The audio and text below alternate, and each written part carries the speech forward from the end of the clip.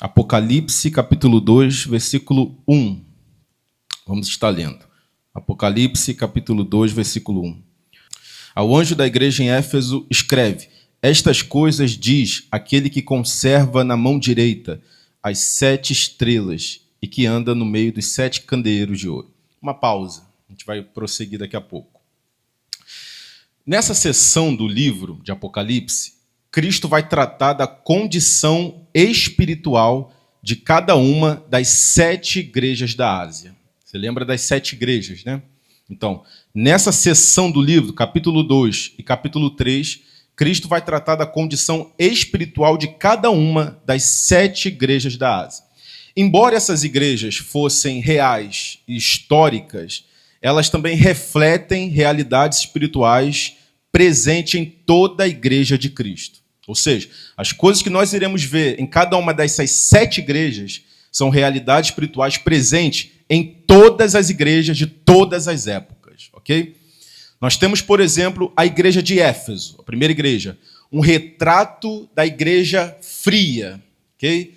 Depois, a igreja de Esmirna, que é um retrato da igreja perseguida.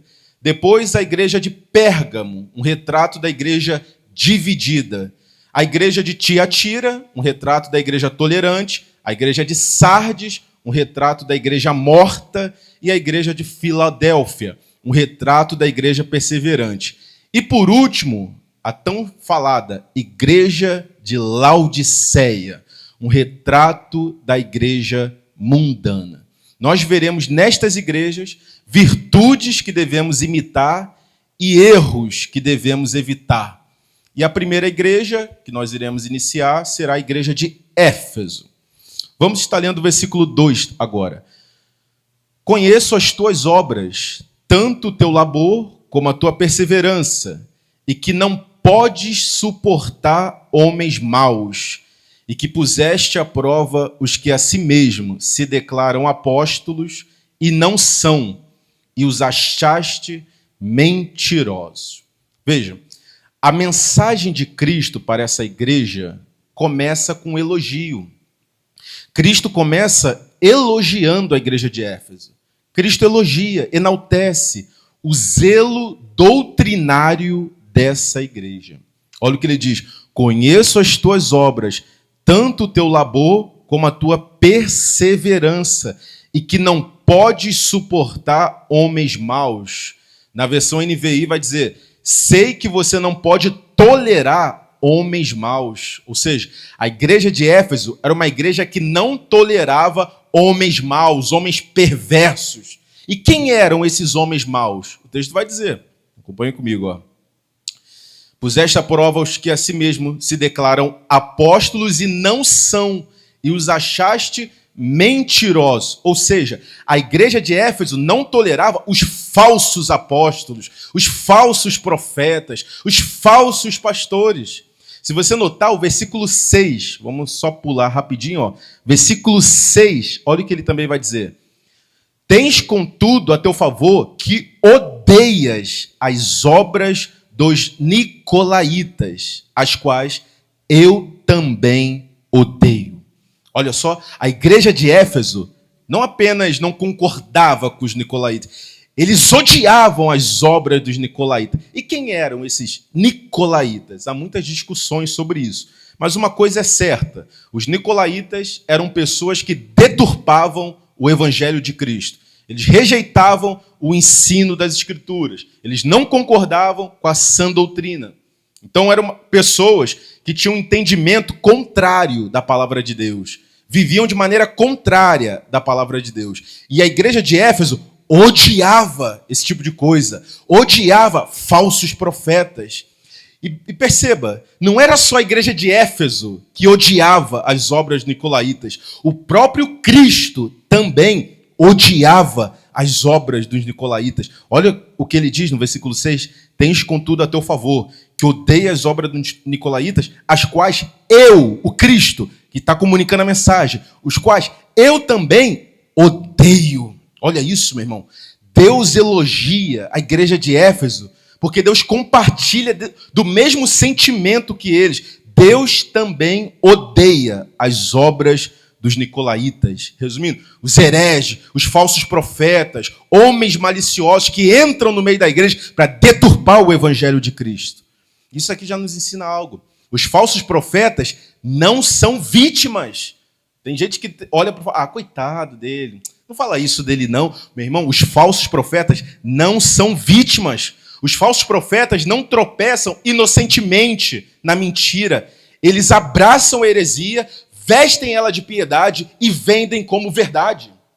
Olha o que Pedro vai dizer na sua carta, 2 Pedro 2. Haverá entre vós falsos mestres que introduzirão encobertamente heresias destruidoras. São heresias que destroem, que matam. E muitos seguirão as suas dissoluções e por avareza farão de vós negócio com palavras fingidas. Você ainda acha que esses falsos profetas são vítimas? Que eles são inocentes? O diabo adora quando sentimos pena de quem deveríamos confrontar. Tem pessoas que vão dizer, mas essa pessoa, ele cura tanta gente, esse homem é tão usado por Deus, olha quanta gente é abençoada por ele. Meu irmão, Jesus vai dizer, o ladrão vem para matar, roubar e destruir. Os falsos profetas não querem o seu bem, eles são lobos devoradores. Palavras do próprio Cristo. Então, assim como a igreja de Éfeso odiava os falsos mestres, nós também precisamos odiá-los. E por quê? Porque, como nós vimos, heresia destrói, heresia mata, falsos profetas, falsas doutrinas condenam. Olha isso, falsos profetas pregam um falso evangelho que produz falsos crentes, gerando falsa conversão. Cuidado. Por isso não podemos vê-los como vítimas, como inocentes. Precisamos ter zelo pela verdade de Deus. O nosso amor pela verdade deve gerar repulsa pelo erro. A nossa devoção ao evangelho deve produzir zelo contra tudo que o ameaça. Então a igreja de Éfeso foi elogiada. Ele enaltece o fato deles odiarem as obras dos nicolaítas. Isso é uma coisa nova para a gente, né? A gente não está acostumado a isso. Que isso? Deus elogia o fato deles odiarem as heresias, os falsos mestres, as obras dos nicolaítas. Cristo elogia e diz mais, eu também os odeio. Olha que coisa forte, né?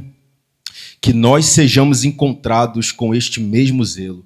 Não um ódio carnal, vingativo, arrogante, mas um ódio santo.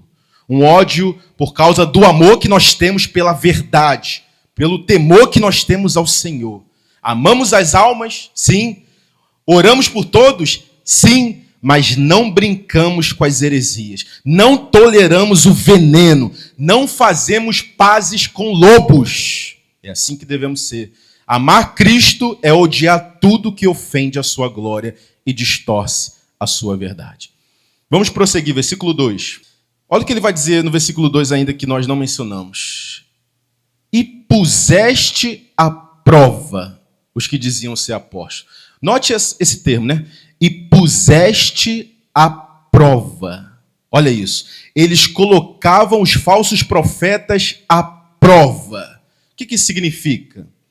A igreja de Éfeso, eles examinavam tanto a vida quanto a doutrina desses supostos apóstolos. Por exemplo, chegou um camarada aqui na igreja dizendo que é um apóstolo levantado por Deus.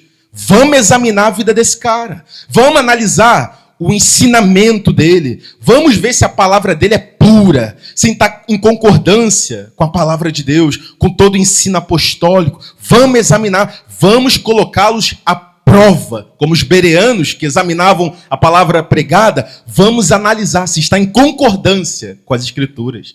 É isso que a igreja de Éfeso fazia. E por isso que o texto vai dizer lá, puseste à prova os que a si mesmos se declaram apóstolos, e não são, e os achaste, olha o diagnóstico dessa análise, né?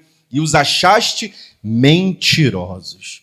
Ao examinar a vida e a pregação desses homens, eles descobriram que, na verdade, esses homens são mentirosos, são impostores, são mercenários, são lobos vestidos de ovelhas, são obreiros fraudulentos. Precisamos analisar tanto a vida quanto a doutrina deles. Olha que ensinamento profundo. Será que você tem examinado a pregação que você ouve? Será que você compara com as escrituras tudo aquilo que você ouve? Você examina a vida desse camarada que está pregando para saber se de fato ele é homem de Deus ou se ele é um impostor? Hernandes Dias Lopes vai dizer: os crentes desses dias engolem tudo que lhes é oferecido em nome de Deus, porque não estudam a palavra, não conservam a sã doutrina, por isso são levados por todo o vento de doutrina. Eles correm atrás da última novidade do mercado gospel, são ávidos pelas coisas sobrenaturais e deixam de lado a palavra de Deus. Cuidado com isso. Versículo 3, vamos continuar. Capítulo 2, versículo 3. E tens perseverança, e suportaste provas por causa do meu nome, e não te deixaste esmorecer. Ou seja, mesmo diante de provações, eles têm perseverado sem desanimar. Porém, nem tudo são flores. Nem tudo são flores. Cristo começa elogiando a igreja de Éfeso. Mas agora, no versículo 4, Cristo vai trazer uma denúncia, uma repreensão a essa igreja. Veja o que ele vai dizer no versículo 4. Tenho, porém, contra ti que deixaste o teu primeiro amor. Apesar deles terem o zelo doutrinário, eles já não tinham mais o amor por Cristo como tinham antes. Um comentarista escreveu: o verde vigoroso da primavera havia desaparecido da congregação, e os tons desbotados do outono estavam predominantes na igreja. Ou seja, a igreja de Éfeso, ela se tornou uma igreja que não tinha mais paixão, não tinha mais devoção, não tinha mais entusiasmo. Não é que eles não amavam mais a Cristo, eles não amavam como antes, tá entendendo? Não é que eles agora tinham se apostatado da fé, não, eles ainda amavam, eles ainda oravam, eles ainda jejuavam, eles ainda pregavam, eles ainda liam a palavra. Só que eles já não tinham mais o mesmo entusiasmo diante, a mesma paixão diante, o mesmo amor diante. Eles não olhavam para Cristo com o mesmo olhar diante, com brilho nos olhos. Sabe quando você está conhecendo, está no início de um relacionamento? Teus olhos brilham. Você fala com a pessoa, você fica envergonhado, você estremece, você fica arrepiado, qualquer coisa te encanta, você fica com brilho nos olhos. Mas depois de anos, parece que aquilo vai se esvaindo, vai diminuindo. E isso aconteceu com a igreja de Éfeso. E Cristo se importa. Tu percebe que ele não deixa passar batido. Isso é normal. Não, eu quero que vocês me amem da mesma maneira como vocês me amavam no começo. Eu quero que vocês olhem para mim com aquele brilho nos olhos, com aquela paixão. Quando vocês descobriram o meu amor, a minha graça, a minha misericórdia, o que eu fiz naquela cruz, eu quero que vocês ainda tenham o mesmo encanto como vocês tinham no início. Olha isso, meu irmão. Deus se importa com o sentimento que nós temos por Ele. Que isso? Isso mostra que nós não estamos servindo um Deus de barro, um Deus de pedra, um Deus que não tem sentimento, emoção, não. Ele quer ser amado. E não é pouco amor, não. Ele quer ser tudo em nossa vida. Ele quer que a gente ame Ele de todo o coração, de toda a alma, de toda a força, com todo entendimento. É esse amor que Ele requer de nós. E aqui Ele está condenando isso. Ele não quer que a gente sirva a Ele de forma mecânica, ritualística, automática. Ele quer que a gente venha no culto com o coração ardendo. Que a gente vai orar, se ajoelhar. Meu Deus, eu vou falar com meu Deus. Que a gente tenha essa percepção, meu Deus, eu vou falar com meu Senhor. Não é sair falando e parece que você já até esqueceu que está falando com Deus. Ou ler a palavra sem temor. Deus quer isso de nós. Ele quer ver paixão em nós. Brilho nos nossos olhos. Uma igreja fervorosa no espírito. Com um coração fervoroso, intenso, apaixonado. É isso que Ele quer de nós. Por isso que Ele fala: tenho, porém, contra ti que deixaste o teu primeiro amor. Olha, isso aqui é muito forte. Apesar deles terem a doutrina correta, eles não tinham o coração correto. Eles não tinham mais a espiritualidade correta, a piedade correta. Nós precisamos unir as duas coisas, a doutrina correta e a espiritualidade correta. Nós precisamos ser grandes na doutrina, no conhecimento, na teologia, mas precisamos também ser grandes na espiritualidade, no fervor, na devoção, no amor. Nós não podemos separar essas duas coisas. E é curioso que a igreja de Éfeso era envolvida na obra de Deus. Parece um paradoxo, né? Uma igreja que era envolvida na obra de Deus, o tempo todo estava ali na obra. Mas olha o que ele diz no versículo 2, se você notar lá, versículo 2. Conheço as tuas obras, tanto o teu labor, que esse labor é um trabalho árduo, era uma igreja que labutava na obra, trabalhava arduamente para o Senhor. Olha que coisa, uma igreja que era envolvida na obra. O que isso nos ensina, meu irmão? É possível estarmos envolvidos na obra de Deus, mas ao mesmo tempo estamos distante de Deus. Imagina isso. É possível nós estarmos envolvidos, engajados na obra de Deus, mas estando ao mesmo tempo distante do Deus da obra. Olha isso. Podemos passar tanto tempo na obra de Deus e não ter tempo para o Deus da obra. Que coisa, né? Envolvimento na obra de Deus não é sinônimo de intimidade com Deus. Estar envolvido na obra de Deus não é o mesmo que ter intimidade com Deus. Quantos não podem estar passando por isso? Envolvidos demais na obra. Tem tempo demais para a obra de Deus, mas será que tem tempo para o Deus da obra? É isso? Parece que muitos amam mais a obra de Deus do que propriamente a Deus. Olha esse comentário de William Hendricks. Escuta isso. A luta pela ortodoxia, pela doutrina correta, esse intenso trabalho e as perseguições levaram a igreja de Éfeso à aridez. Uma esposa pode ser fiel ao seu marido sem amá-lo com todo o seu amor. Ela pode cumprir com seus deveres, mas não motivada por um profundo amor. Assim era a igreja de Éfeso. A gente não está falando que a igreja de Éfeso traía o seu noivo, Cristo. Assim como uma esposa pode não estar traindo o seu marido, mas ela já não faz as mesmas coisas com aquela mesma disposição, mesmo entusiasmo, a mesma paixão, mesmo amor, como era antes. Virou uma coisa fria, seca. Está fazendo por fazer. Não há mais um coração ardendo por ele. A igreja de Éfeso odiava os falsos profetas. E isso era bom. Mas o problema é que esse ódio que eles tinham pelos falsos profetas era maior do que o amor que eles tinham por Cristo.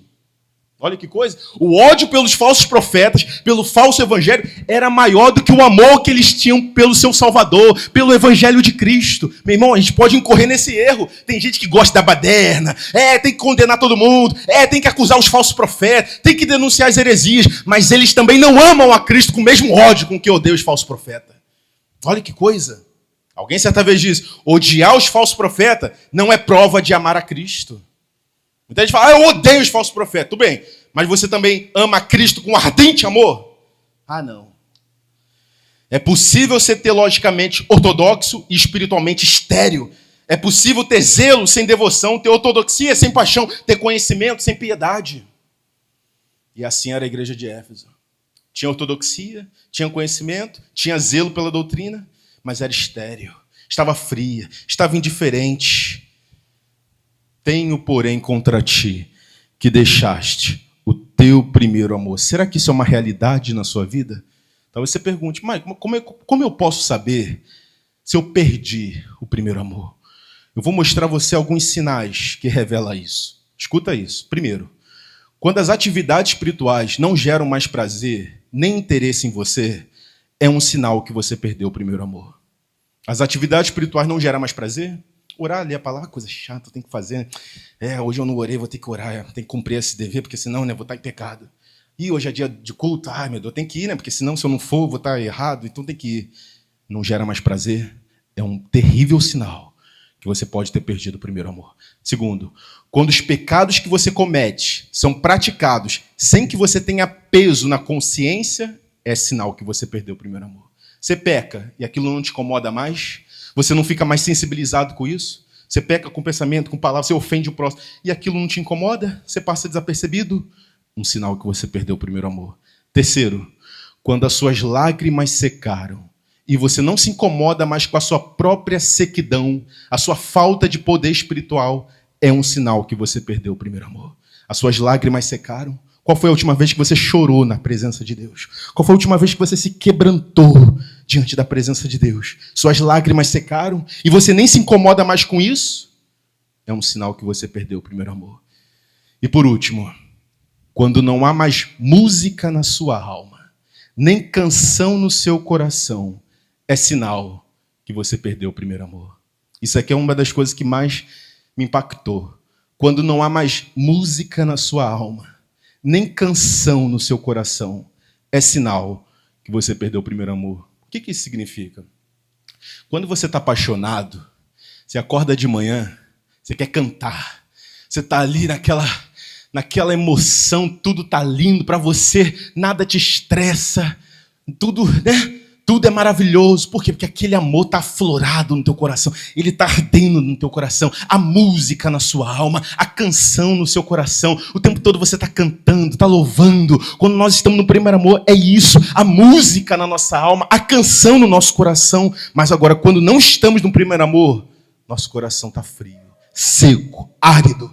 Não há canção, não há música para nós. Louvar a Deus, tem que louvar esse louvor chato. Será que é isso? É um terrível sinal que você perdeu o primeiro amor. Será que você não é essa pessoa? Meu irmão, analisa a si mesmo. Quando nós estamos no primeiro amor, nosso coração arde ao abrir as Escrituras. Se você já viveu isso, você lembra. Nosso coração arde ao folhear, meu Deus, é o santo livro de Deus. Nossa alma se deleita na oração, a gente quer orar, a gente quer orar. A gente era acusado de serem fanático. Você está radical demais, a gente era acusado assim. Irmão, eu lembro que eu dormia ouvindo pregação. Eu queria o tempo todo ler a palavra, ouvir um estudo bíblico, colocava fone no ouvido, em pregação, ficava ouvindo estudo bíblico, eu só queria ler, eu só queria estudar. O meu coração estava tão intenso por Deus que eu só queria beber dessa água. Eu estava sedento, faminto, como uma corça que anseia pelas correntes de água. A minha alma ansiava pelo Salvador, eu queria. Assim é quando nós estamos no primeiro amor. E Deus quer isso da gente. Nossa alma se deleita na oração, os pensamentos impuros são combatidos com lágrimas. Você lembra? Quando vinha um pensamento, não posso pensar isso, eu não posso, isso ofende a Deus. Mas agora hoje, será que isso está passando batido? Quando estamos no primeiro amor, tudo é lindo, tudo é maravilhoso. Alguém vai pisar no teu pé? Não, meu irmão, fique em paz. Alguém vai te ofender? Meu irmão, está perdoado em nome de Jesus, fica tranquilo. Agora, quando não estamos, uma faíscazinha já é capaz de acender um fogaréu. Porque não amamos mais como antes. Tudo se torna mecânico, vazio, rotineiro. A pessoa ouve sermões sem ser afetada, canta louvores sem se comover, lê a palavra sem ser tocado. O prazer é substituído pela obrigação. O pecado é tolerado com desculpas e racionalizado com frieza. É assim quando a pessoa perde o primeiro amor. Esse é um terrível sinal que você perdeu completamente o primeiro amor. Aí o texto termina dizendo, versículo 5, vamos continuar. Lembra-te, pois, de onde caíste, arrepende-te e volta à prática das primeiras obras. E se não, venho a ti e moverei do seu lugar o teu candeeiro, caso não te arrependas. Cristo apontou o erro, mas agora ele aponta a solução. E a solução é o arrependimento. Olha o que ele fala. Lembra-te, pois, de onde caíste, arrepende-te. A solução é o arrependimento. E por que ele fala arrepende-te? Porque perder o primeiro amor é um pecado. Olha isso. Perder o primeiro amor é um pecado. Tratar Deus com indiferença é um pecado. Ler a palavra com indiferença, se ajoelha para orar com indiferença, vir num culto com indiferença, com frieza, sem comoção, é um pecado. Deus vê isso como um pecado. Que a gente trata ele como os pagãos tratam seus deuses, como se Deus fosse um Deus de barro, de pedra.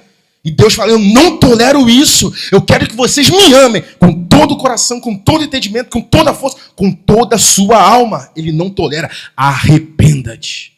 Olha que coisa forte. Perder o primeiro amor é visto por Deus como um pecado. Por isso ele fala, arrepende-te. E ele termina essa carta com uma promessa. Olha o que ele vai dizer no versículo 7. Ele termina com uma promessa. Quem tem ouvidos, ouça o que o Espírito diz às igrejas. Ao vencedor, dá-lhe-ei que se alimente da árvore da vida que se encontra no paraíso de Deus. Olha que palavras doces do nosso Salvador. Apesar de tudo, ainda há uma promessa. Ele vai dizer, quem tem ouvidos para ouvir, ouça o que o Espírito diz às igrejas. Ao vencedor, dá-lhe-ei que se alimente da árvore da vida que se encontra no paraíso de Deus. O que é essa árvore da vida? Um símbolo da vida eterna, da plenitude espiritual. essa árvore, representa a plenitude da vida eterna, a comunhão restaurada com Deus. Isso significa que em Cristo, o acesso ao que foi perdido no Éden será restaurado no novo Éden, no paraíso de Deus. Então, quando ele fala árvore da vida, é uma forma simbólica de descrever a vida eterna em Deus. Não apenas como uma existência sem fim, mas como uma plena satisfação, um gozo, a saúde espiritual, uma paz, uma comunhão perpétua com o Criador. Lá no paraíso de Deus, comeremos deste fruto, que trará essa plenitude de alegria, de gozo, de contentamento, de satisfação plena. Por quê? Porque estaremos em Deus, com Deus, vivendo para Deus. Que maravilha, né? Agora, prosseguindo, segundo a igreja de Esmirna, um retrato da igreja perseguida. Versículo 8, vamos ler. Ao anjo da igreja em Esmirna escreve: estas coisas diz o primeiro e o último, que esteve morto e tornou a viver. Conheço a tua tribulação ou aflição. Olha que coisa. Conheço a tua tribulação. Deus conhece as nossas dores. Deus não está indiferente às nossas dores. Nós temos um Deus que se compadece de nossas dores. Continuando, conheço a tua tribulação e a tua pobreza. Olha que interessante. Olha o que Deus fala para essa igreja. Conheço a tua tribulação, o teu sofrimento, as tuas aflições, as tuas dores, e também conheço a tua pobreza. A igreja de Esmirna era uma igreja pobre, humilde, simples. Era uma igreja com poucos recursos. Mas veja o que ele diz. Conheço a tua pobreza, mas tu és rico. Olha que interessante. A igreja de Esmirna era uma igreja pobre na perspectiva terrena, mas era uma igreja rica na perspectiva celeste. A igreja de Esmirna, apesar de ser pobre materialmente, ela era rica em graça, em piedade, em conhecimento. Ela poderia não ter o tesouro na terra, mas ela tinha o tesouro no céu. Continuando, versículo 9. Conheço a tua pobreza, mas tu és rico, e a blasfêmia dos que a si mesmos se declaram judeus e não são, sendo antes sinagoga de Satanás. Na versão NVT diz: sei da blasfêmia dos que se opõem a vocês. Eles se dizem judeus, mas não são, pois a sinagoga deles pertence a Satanás. Olha isso. Jesus chama a congregação dos judeus que perseguia a igreja. Note, isso aqui é muito importante você guardar. A congregação dos judeus que perseguia a igreja. Esses judeus que perseguiam a igreja, Cristo chama a congregação deles de sinagoga de Satanás. Eles afirmam serem judeus, mas na verdade não são. Por quê? O que Cristo está querendo nos mostrar aqui? Esses judeus eram judeus apenas na carne e não no espírito. Em Romanos 2, 28, vai dizer: nem todos os que são de Israel são israelita. Judeu é aquele que é interiormente. E circuncisão é a do coração, no espírito. Entendeu? Nem todo aquele que está em Israel é israelita. E isso aponta para os nossos dias. Nem todo aquele que está na igreja é salvo. Nem toda a denominação que se diz cristã, de fato, é cristã. Nós temos ainda hoje muitas sinagogas de Satanás disfarçadas de igreja.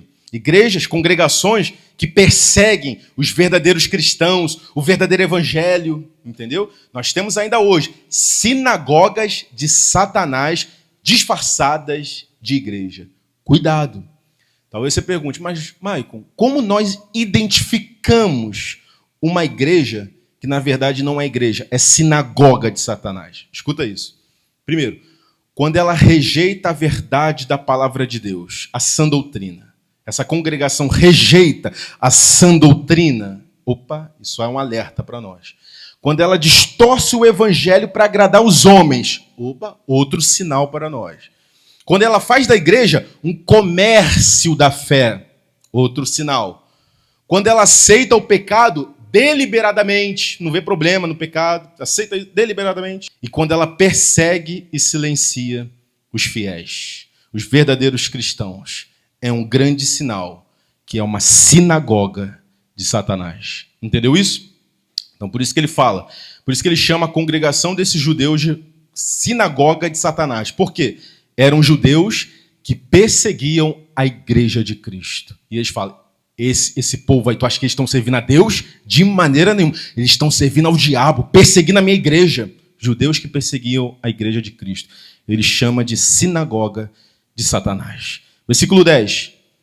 Não temas as coisas que tens de sofrer. Eis que o diabo está para lançar em prisão alguns dentre vós, para ser disposto à prova. E tereis tribulação de 10 dias. Ser fiel até a morte, e dar-te-ei a coroa da vida. Cristo encoraja a sua igreja a permanecer fiel até a morte. Nem sempre Deus irá nos livrar do sofrimento e da perseguição. Muitas vezes, Deus irá permitir que atravessemos os vales da sombra da morte. Olha o que ele fala. Eis que o diabo está para lançar em prisão alguns dentre vós.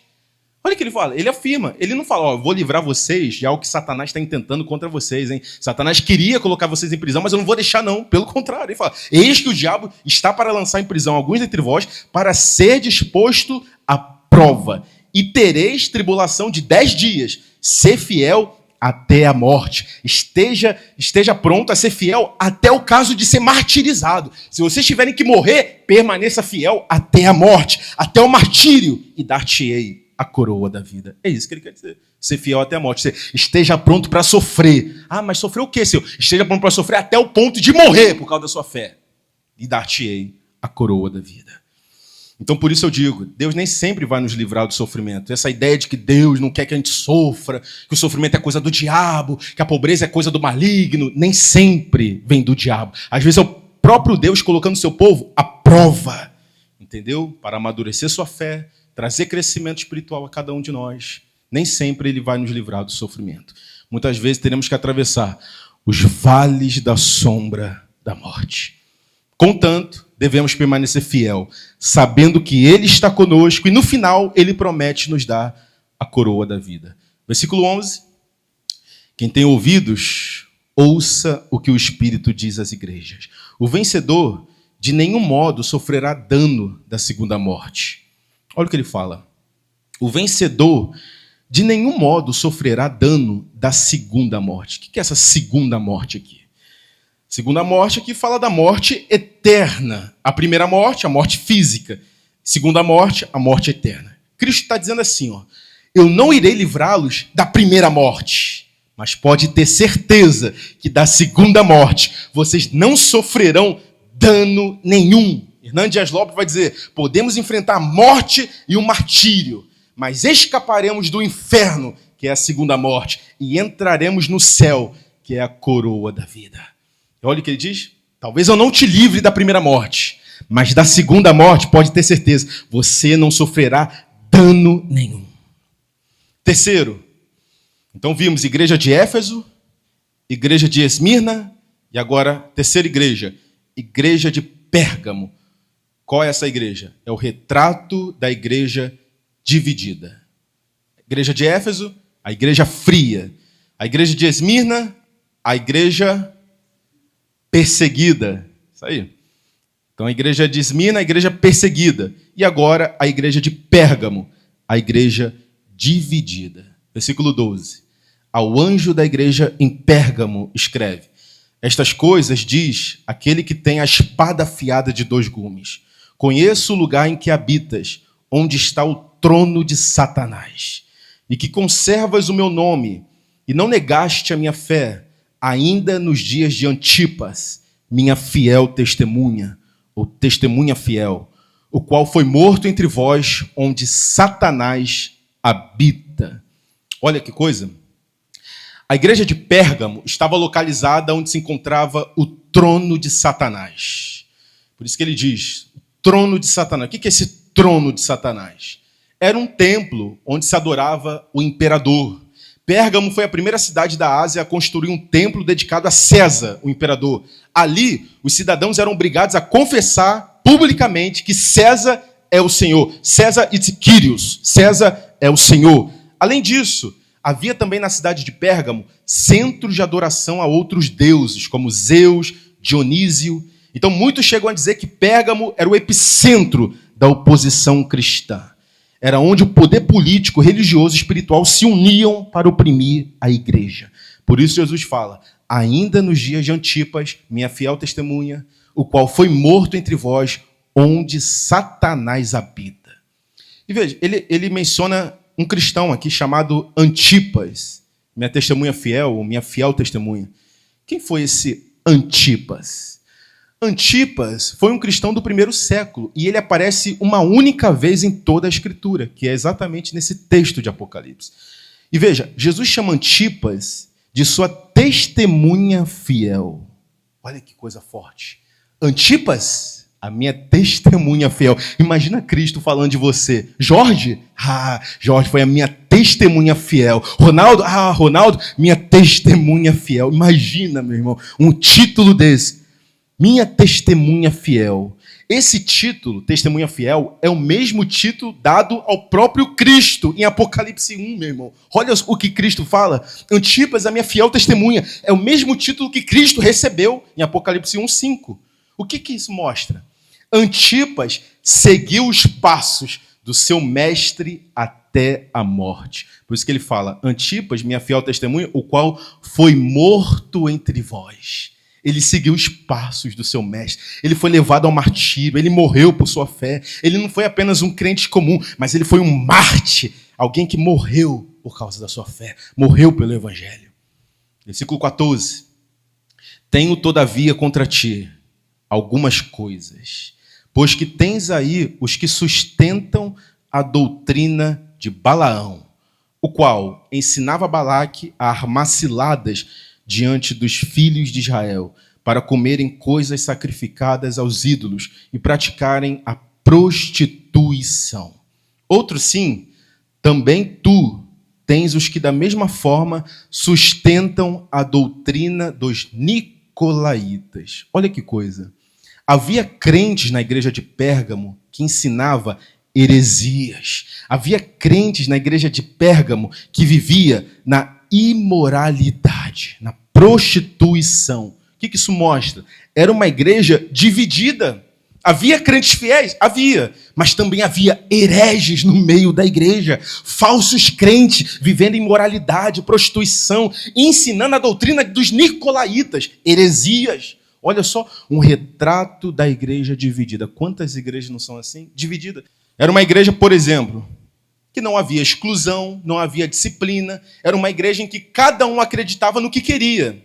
Eles não tinham o zelo doutrinário. Lembra da igreja de Éfeso? Eles tinham zelo. Não, está errado, isso é heresia, aqui a gente não aceita. Mas agora a igreja de Pérgamo não. Cada um crê no que quer. Você crê dessa forma? Então tá bom, pode ser que você esteja certo. Cada um cria da maneira como queria. Hoje não é assim. Igrejas que não têm confissão de fé são divididas. Cada crente crê numa coisa, já viu? Na mesma igreja, um presbítero crê numa coisa. E o outro presbítero crê em outra. Na mesma igreja, um diácono crê numa coisa. E na mesma igreja, o outro diácono já crê em outra coisa. É uma igreja dividida. Cada um tem a sua própria doutrina. Cada um crê da maneira como acha melhor, como gosta que seja. Uma igreja dividida era a igreja de Pérgamo. Aí olha o que ele vai dizer, versículo 16. Portanto, arrepende-te, e se não, venho a ti sem demora, e contra eles pelejarei com a espada da minha boca. Meu irmão, Cristo não aceita uma igreja dividida. Uma igreja em que cada um forma a sua própria doutrina, suas heresias, vive em imoralidade. Ele não aceita. Ele quer uma igreja que tenha um só pensamento, uma só fé, um só espírito, uma só doutrina. Por isso a necessidade hoje da confissão de fé. Nosso professor sempre fala isso, né? A necessidade que nós temos de ter uma confissão de fé. É um guarda-chuva pela qual toda a igreja está unida, formando uma só unidade. A confissão de fé faz isso. Protege a igreja de heresias, de falsas doutrinas, do falso evangelho. Aí ele fala, portanto, arrepende-te. Senão, venho a ti sem demora, e contra eles pelejarei com a espada da minha boca. Versículo 17. Quem tem ouvidos, ouça o que o Espírito diz às igrejas. Ao vencedor, dar-lhe-ei do maná escondido, bem como lhe darei uma pedrinha branca. E sobre essa pedrinha escrito um novo nome, o qual ninguém sabe, exceto aquele que o recebe. Olha que coisa, Cristo faz uma promessa para aquele que vencer, para aquele que permanecer fiel. Ele diz que dará duas coisas. Primeiro, o maná escondido, e depois a pedrinha branca, com um novo nome escrito nela. Primeiro, maná escondido. Por que ele fala isso, né? Ao vencedor, dar-lhe-ei do maná escondido. O que era o maná? Era o alimento do povo de Israel no deserto, né? Era o maná que satisfazia e sustentava o povo no deserto. E também era um sinal da fidelidade de Deus. Em João capítulo 6, Jesus fala que ele é o pão vivo que desceu do céu. E se alguém comer desse pão, viverá eternamente. Ou seja, o maná do deserto, vocês vão notar, o maná do deserto sustentava o povo por um dia. Mas o Cristo, pão vivo que desceu do céu, nos sustentará por toda a eternidade. O maná escondido, portanto, aponta para a plenitude da presença de Cristo. A nossa provisão eterna, o nosso sustento eterno, a nossa satisfação eterna. Essa é a nossa recompensa. Qual é a nossa recompensa? Ter Cristo por toda a eternidade. Desfrutar da presença de Cristo por toda a eternidade. Ser unido com Cristo por toda a eternidade. Isso é o que trará satisfação, gozo, alegria em nossa alma perpetuamente. Cristo é o pão vivo que desceu do céu. E segunda coisa, além do maná escondido, ele também diz sobre uma pedra branca, ou em outras versões, a pedrinha branca. O que isso revela, essa pedrinha branca? No tribunal romano, os juízes usavam duas pedras para emitir um veredito. Você tinha pelo menos duas pedras, a pedra preta e a pedra branca. Pedra preta representava culpa, condenação, juízo. E a pedra branca representava a inocência, a absolvição do culpado.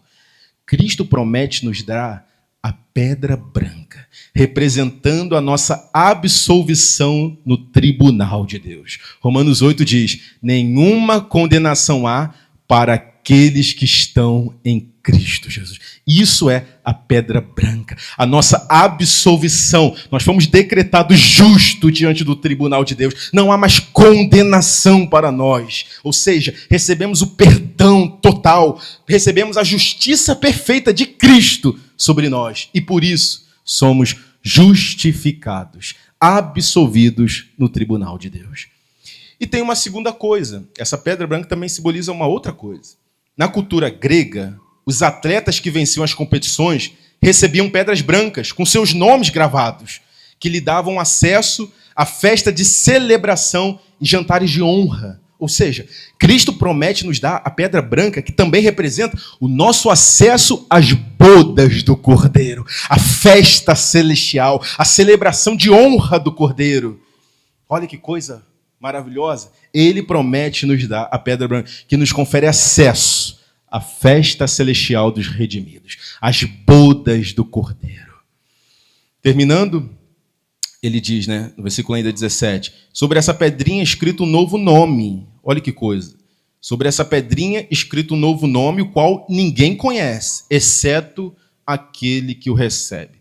Por que ele fala de um novo nome? Isso representa o quê? Uma nova identidade, um recomeço, uma nova história, sem pecado, sem queda, sem tropeço, sem maldade, sem sofrimento, sem tristeza, sem perdas, sem morte, sem dor, sem lágrimas. Um novo recomeço, uma nova história que agora será escrita, com novos desdobramentos, sem mais quedas, sem mais arrependimento, sem mais tristeza. Chegará o dia que tudo isso terá o fim, e então viveremos uma nova história, um recomeço, uma nova vida ao lado de Cristo. É isso que ele diz para nós. Versículo 18, agora, igreja de Tiatira, um retrato da igreja tolerante. Vamos ver, versículo 18. Ao anjo da igreja em Tiatira, escreve: estas coisas diz o Filho de Deus, que tem os olhos como chama de fogo e os pés semelhantes ao bronze polido. Conheço as tuas obras, o teu amor, a tua fé, o teu serviço, a tua perseverança e as tuas últimas obras mais numerosas do que as primeiras. Olha que coisa. A igreja de Tiatira é o contrário da igreja de Éfeso, né? Enquanto a igreja de Éfeso perdeu o primeiro amor, as primeiras obras, a igreja de Tiatira, as últimas obras dela eram mais numerosas do que as primeiras. Então, olha que coisa. A igreja de Tiatira é uma igreja que tinha amor, tinha fé, serviço, obras, perseverança. Porém, tinha uma área em que ela também deixava a desejar. Versículo 20, vamos ver. Tenho, porém, contra ti que toleras essa mulher, Jezabel, que a si mesma se declara profetiza. Não somente ensine, mas ainda seduza os meus servos a praticarem a prostituição e a comerem coisas sacrificadas aos ídolos. Olha que coisa. A igreja de Tiatira tolerava as heresias de Jezabel. Era completamente o oposto da igreja de Éfeso, né? A igreja de Éfeso era zelosa com a doutrina, mas não tinha perdido o primeiro amor. A igreja de Tiatira tinha o primeiro amor, tinha as primeiras obras, mas não tinha zelo pela doutrina. Tolerava as heresias de Jezabel, uma mulher que se auto-intitulava profetisa. Olha o que isso nos ensina. Igrejas que não combatem as heresias, o pecado, os falsos profetas. Igrejas que têm pessoas fervorosas no espírito, que buscam a Deus com intensidade, mas que toleram heresias, toleram falsos profetas, não têm discernimento do santo e do profano, do precioso, do vil. São igrejas que toleram as heresias. Quantas igrejas não são assim? Crentes fiéis, líderes fiéis, têm um coração sincero, mas toleram heresias, toleram profetas e profetisas que afastam o povo da verdade. Versículo 21. Dê-lhe tempo para que se arrependesse. Ela, todavia, não quer arrepender-se da sua prostituição.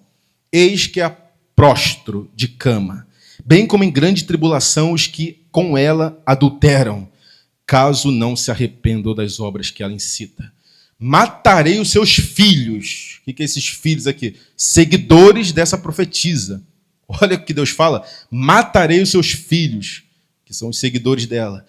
E todas as igrejas conhecerão que eu sou aquele que sonda mentes e corações, e vos darei a cada um segundo as vossas obras. Digo, todavia, a vós outros, os demais de Tiatira, a tantos quantos não têm essa doutrina, e que não conheceram, como eles dizem, as coisas profundas de Satanás, ou seja, verdades ocultas que vêm do diabo. Outra carga não jogarei sobre vós. Tão somente conservai o que tendes até que eu venha. Ou seja, era uma igreja dividida. Tinha esses hereges, tinha pessoas que viviam na imoralidade, mas tinham crentes fiéis, verdadeiros, que não se contaminaram. E ele vai dizendo, outra carga não jogarei sobre vós. Tão somente conservai o que tendes até que eu venha. Ao vencedor que guardar até o fim as minhas obras, eu lhe darei autoridade sobre as nações. E com cetro de ferro as regerá, e as reduzirá a pedaços, como se fossem objetos de barro. Assim como também eu recebi do meu Pai, dar-lhe-ei ainda a estrela da manhã, uma referência ao próprio Cristo ou ao reino de Cristo, ao reinado de Cristo. Quem tem ouvidos, ouça o que o Espírito diz às igrejas. Agora, capítulo 3, versículo 1. Igreja de Sardes, né? Um retrato da igreja morta. Versículo 1, capítulo 3, versículo 1. E ao anjo da igreja em Sardes escreve, estas coisas diz aquele que tem os 7 Espíritos de Deus e as 7 estrelas. Conheço as tuas obras, que tem nome de que vives, mas estás morto. Olha isso, tem nome de que vives, mas estás morto. Sardes era uma igreja composta por crentes nominais. O que é o crente nominal? Tinha apenas o nome de cristão, mas não vivia como cristão. Carregava o título de cristão, mas não eram verdadeiramente cristãos. Eram ímpios vestidos de ovelhas. Pareciam ser crentes, mas na verdade eram ímpios. Eram pessoas mortas que aparentavam estar vivas. Quantos não são assim hoje? Pessoas que vivem de aparência. Aparentam ser uma coisa, mas na verdade são outra. Meu irmão, o que nós mais temos são isso. Quanta gente vem para a igreja pelas razões erradas, motivadas por coisas erradas. Tem gente que vem na igreja apenas para aparecer, né? São aquelas pessoas que entram na igreja como quem está entrando num palco. São pessoas que buscam os aplausos, né? O reconhecimento, a admiração. Eles buscam a glória dos homens. Por isso que eles vêm, para mostrar seus talentos, né?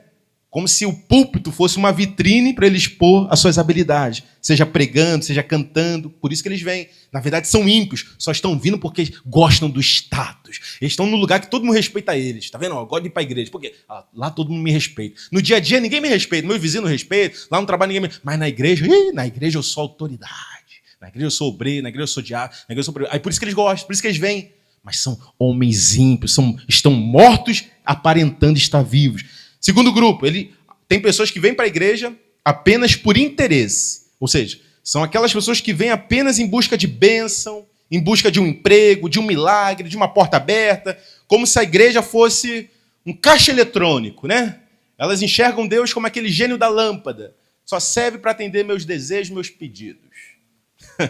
Olha isso. São pessoas interesseiras. Tu acha que são ovelhas? Não. São bodes. Vêm na igreja apenas por interesse, querendo uma bênção, um milagre, uma porta aberta, mas elas não querem a Deus, não querem verdadeiramente ser cristão. São pessoas mortas que aparentam estar vivas. Terceiro, tem aqueles que vêm apenas por tradição. Já viu? Eu vou na igreja porque minha família é daquela igreja. Eu vou na igreja porque as pessoas ali já se tornaram meus amigos, eu gosto da comunhão ali, eu gosto do ambiente, gosto das pessoas, entendeu? Vem na igreja como se a igreja fosse esse clube social. O encontro com os colegas, aí ri, aí depois do culto tem aquela comida. Tanto que durante o culto eles estão indiferentes, estão ali, parece que estão viajando em outro lugar. Porque na verdade eles não queriam estar ali, eles gostam do pós-culto, porque tem comida, porque tem as amizades, tem os colegas, às vezes uma namoradinha, né? E por isso que eles estão ali. E por último, esse daqui também é um grupo grande. Tem pessoas que vêm na igreja buscando apenas um alívio emocional, né? Gostam de cantar aqueles louvores. Que louvor gostoso. Aí eles levantam as mãos. Minha vida tem sido tão difícil. Essa semana foi tão complicada, mas Deus está comigo. Aí traz aquele alívio emocional na alma. Aí eles gostam. Ouvir uma palavra de encorajamento. Vai, pastor, fala que vai ter bênção para mim. Vai, me encoraja. Aí eles gostam daquelas igrejas que tem aquela palavra motivacional, encorajamento, aquela palavra de autoajuda. Por isso que eles vêm. Eles querem o evangelho genuíno? De forma nenhuma. Eles querem aquele evangelho light, que no corredor da igreja alguém passe vendendo amendoim. Você quer um amendoinzinho para você relaxar, uma pipoquinha aqui? Tem igreja que oferece pipoca durante o culto. É isso que eles querem. Esses vêm à igreja como se fosse uma terapia emocional. Eles acham que a igreja é isso. Um lugar para você ter alívio das suas dores. Né? Por isso que eles vêm. E era a igreja de Sardes. Uma igreja cheia de gente morta que aparentava estar viva. A maioria da igreja de Sardes estava completamente morta. Mas observe o que ele diz no versículo 2. Ser vigilante e consolida o resto que estava para morrer. Olha o que ele fala. Ser vigilante e consolida o resto que estava para morrer. Porque não tenho achado íntegras as tuas obras na presença do meu Deus. Olha que coisa. Havia pessoas ali, a grande maioria estava morta. Mas havia um resto, ou seja, um pouquinho de gente, que ainda não tinha morrido, mas estava para morrer, ou seja, estava prestes a morrer. Olha que coisa forte, meu irmão. Havia algumas pessoas na igreja que ainda não tinham morrido. Ou seja, está falando aqui espiritualmente, não tinham morrido, mas estavam prestes a morrer. Não haviam se apostatado ainda, mas estavam prestes a se apostatar. Sabe quando uma pessoa está em coma? Né? Já viu pessoas em coma? Assim estavam alguns crentes dessa igreja, em coma espiritual, respirando por aparelhos. Ainda estavam vivos, mas estavam prestes a morrer. Eram aqueles crentes que estavam como pavio que fumega. Estava com a sua chama quase se apagando. Será que alguns não estão assim? Olha o que ele fala. Consolida o resto que estava para morrer. Ele está querendo dizer assim para nós, que estamos vivos. Consolida aqueles que estão para morrer. Meu irmão, se nós conhecemos pessoas que estão nesse estado, em coma espiritual, Nós precisamos ir até elas. Nós precisamos fazer algo por elas. Cristo nos ordena, não deixem eles morrer. A maioria já está morta. Mas se tem ainda um remanescente, tem um pouquinho ali, que ainda está vivo, e tu vê que a chama dele está fraca, ele está quase se desviando, está quase apagando, vá atrás dele. Não deixa ele morrer. Não deixa aqueles que estão em coma desfalecer. É isso que ele fala. Consolida o resto que estava para morrer. Consolida. Fortaleça esses que estão fracos, para que não se perdam todos. É isso que ele fala. Versículo 3. Lembra-te, pois, do que tens recebido e ouvido. Guarda-o e arrepende-te. Porquanto, se não vigiares, virei como ladrão, e não conhecerás de modo algum em que hora virei contra ti. O juízo será iminente. Então, por isso que ele fala, dê valor a essas palavras. Versículo 4. Tens, contudo, em Sardes, umas poucas pessoas, olha isso, uma minoria, que não contaminaram as suas vestiduras e andarão de branco junto comigo, pois são dignas. Isso mostra, meu irmão, os remanescentes são poucos, são uma minoria. E à medida que o tempo passar, serão cada vez menos os que não contaminarão as suas vestes. E a pergunta para refletirmos é, será que você será um desses que não contaminará as suas vestes? É uma minoria, são poucos, são pouquíssimos que não contaminarão as suas vestes. Continuando, versículo 5. O vencedor será assim, vestido de vestiduras brancas, um símbolo da glorificação, e de modo nenhum apagarei o seu nome do livro da vida. Pelo contrário, confessarei o seu nome diante de meu Pai e diante dos seus anjos. Quem tem ouvidos, ouça o que o Espírito diz às igrejas. Ao anjo da igreja em Filadélfia, agora um retrato da igreja perseverante, igreja de Filadélfia. Ao anjo da igreja em Filadélfia escreve: estas coisas diz o santo, o verdadeiro, aquele que tem a chave de Davi, que abre e ninguém fecha, e que fecha e ninguém abre.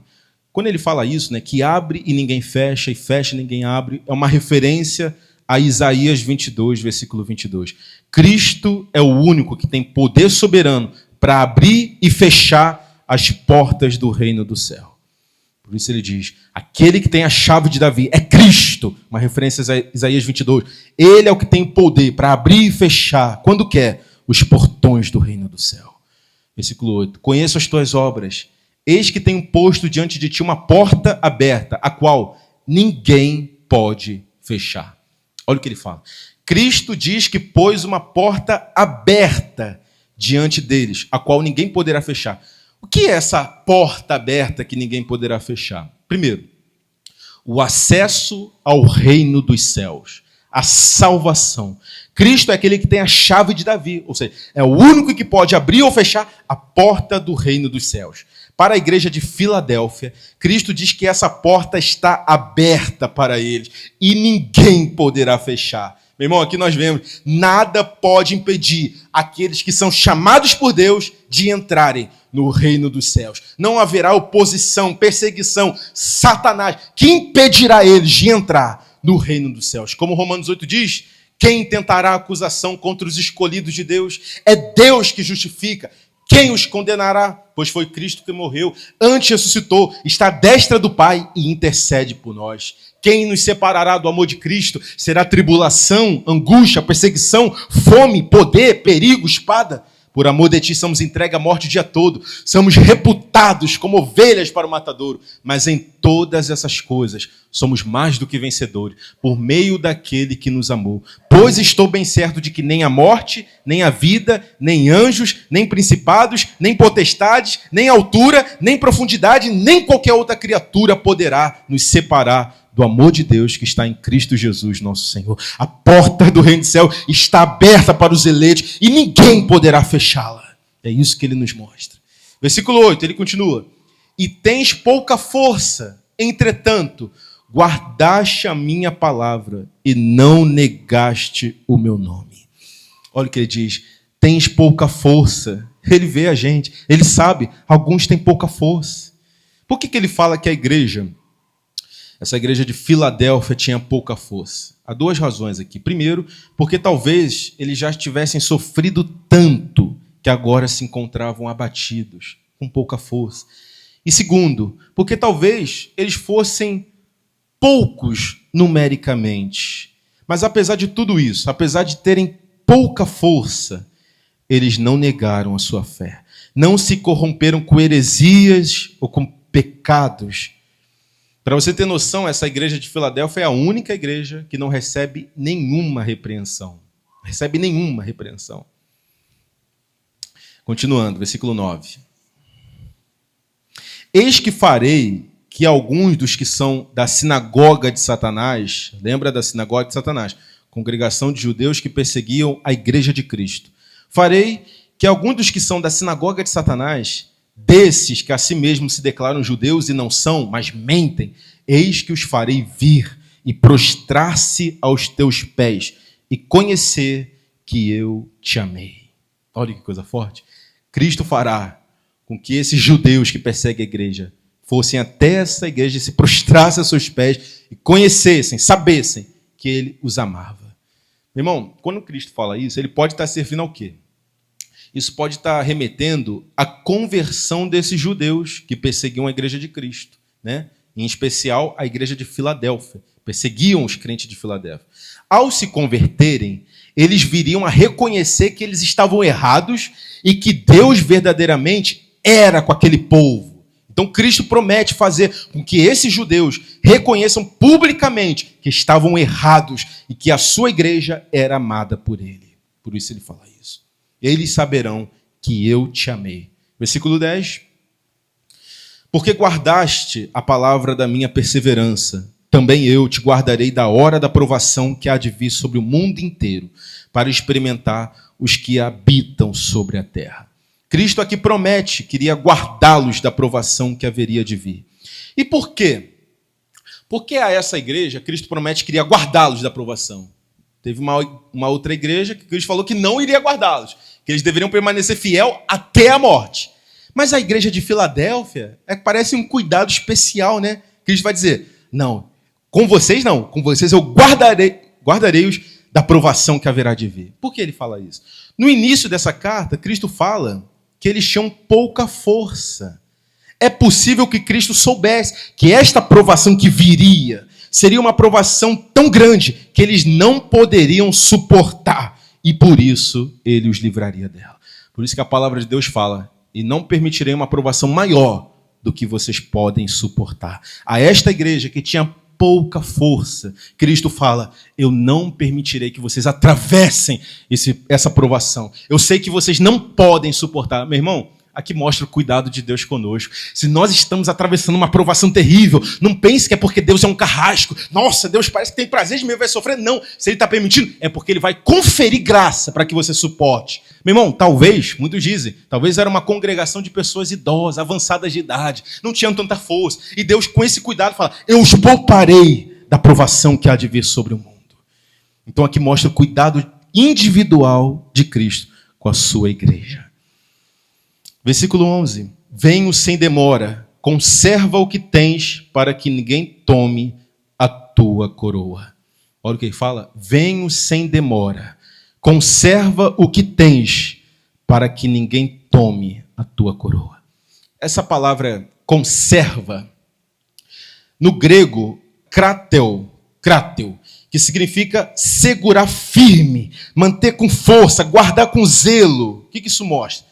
Não é apenas não perder, é proteger aquilo que foi recebido, como alguém que segura um tesouro valioso, precioso, diante da ameaça de um ladrão. Cristo fala, conserva o que tens, conserva a tua fé, conserva o teu amor, conserva a tua fidelidade, conserva a verdade do evangelho que recebestes, conserva o que tens, para que ninguém tome a tua coroa. Versículo 12. Ao vencedor, falo-ei coluna no santuário do meu Deus. E daí, jamais sairá. A igreja estará no céu como colunas de um templo. Jamais serão abaladas. Jamais serão removidas. E ele continua, ainda no versículo 12. Gravarei também sobre ele o nome do meu Deus. Olha que interessante, né? Gravarei também sobre ele o nome do meu Deus. Escrever um nome sobre alguém é sinal de propriedade. pertencimento. É Deus mostrando que nós pertencemos a Ele. É como se Deus estivesse dizendo, esse daí, ele é meu, ele me pertence, como um filho que leva o nome do seu pai. Por isso ele fala, gravarei também sobre ele o nome do meu Deus. Aí ele continua. O nome da cidade do meu Deus, a nova Jerusalém que desce do céu, vinda da parte do meu Deus.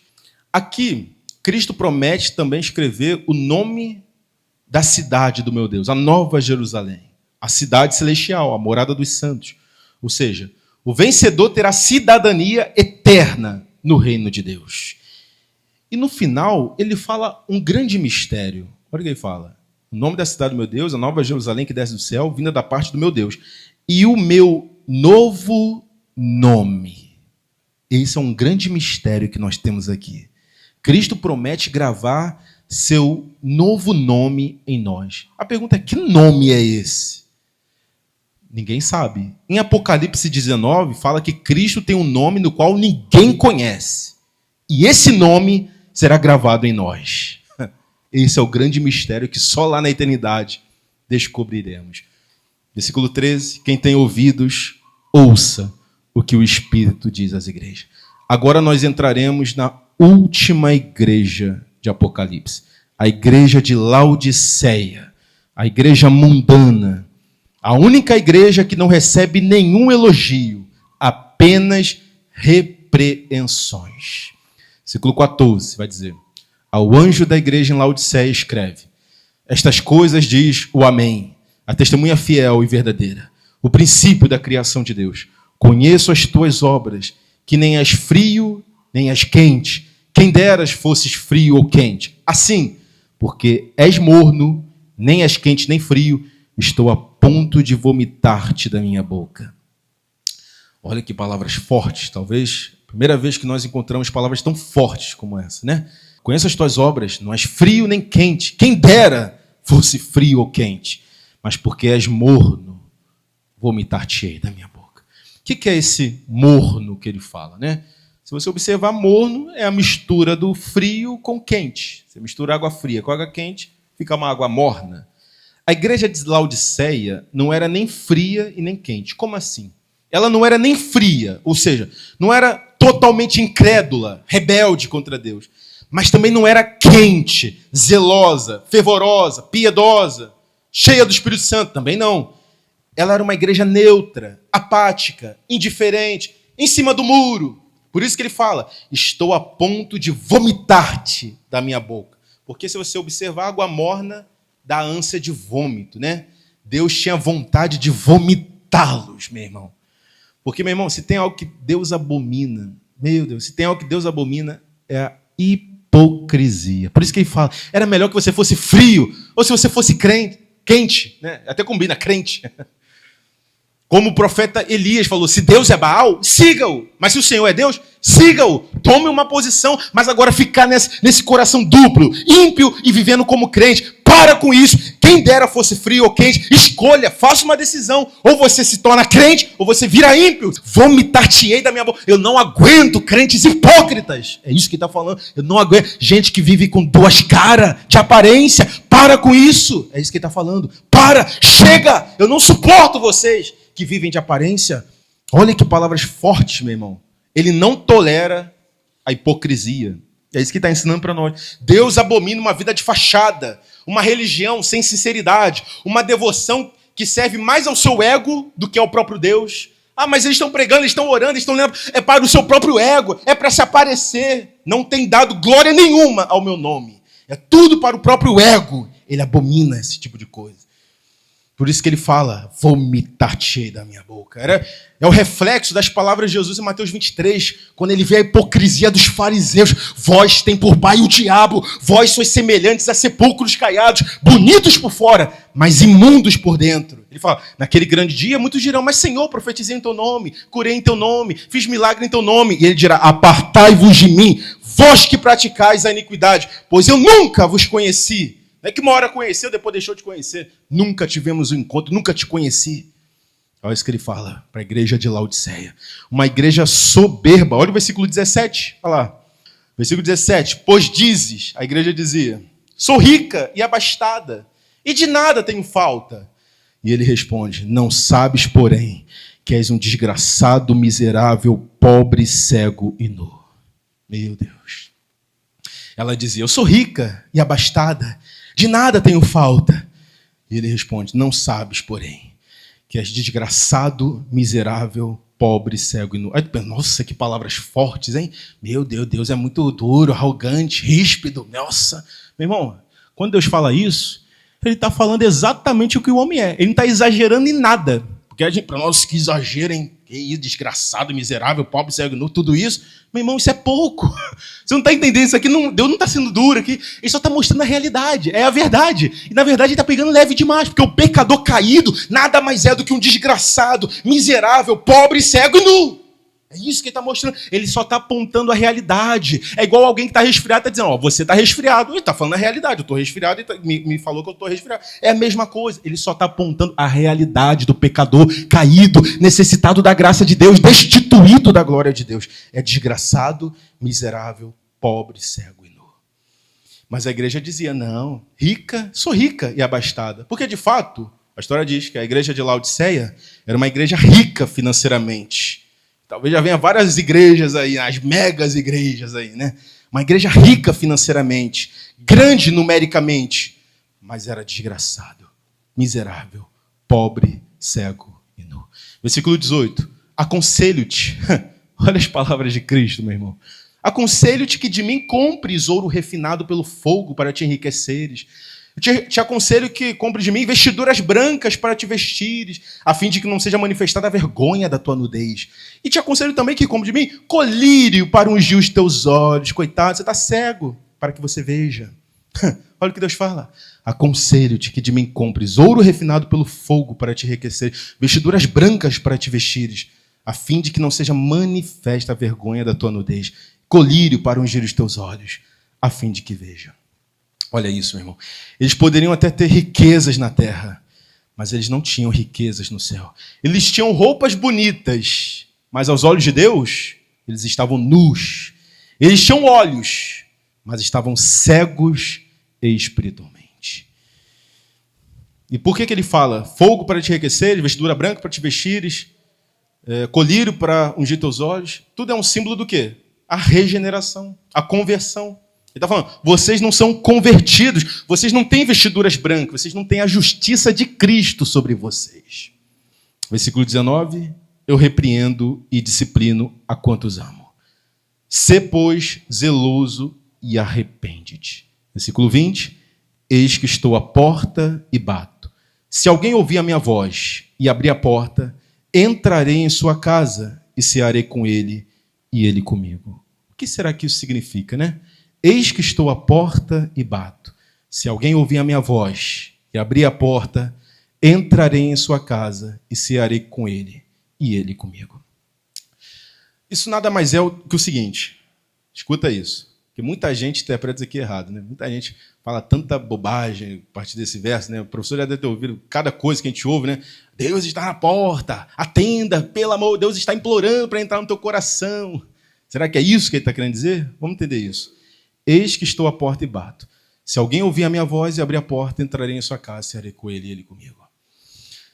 Isso nada mais é do que o seguinte: toda vez que a verdade é anunciada, toda vez que o evangelho é pregado, toda vez que o ministro do Senhor chama o pecador ao arrependimento e à fé, é como se o próprio Cristo estivesse batendo na sua porta.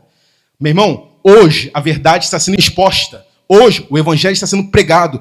Isso significa que Cristo está batendo na sua porta dizendo: arrependa-se dos seus pecados e creia no evangelho. É a figura da pregação. Aqui Cristo está comunicando a sua mensagem à igreja de Laodiceia. Ou seja, Cristo está batendo na porta. A verdade está sendo anunciada. O evangelho está sendo pregado. Então arrependa-se e creia no evangelho. É isso. Arrependa-se e creia no evangelho.